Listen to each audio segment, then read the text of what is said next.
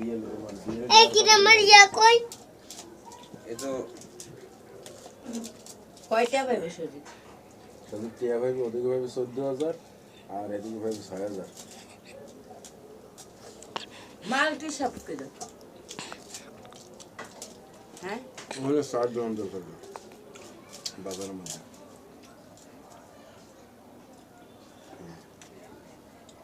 সজীব phone করছে সজীবের phone receive করছে সজীবের কইছে বলে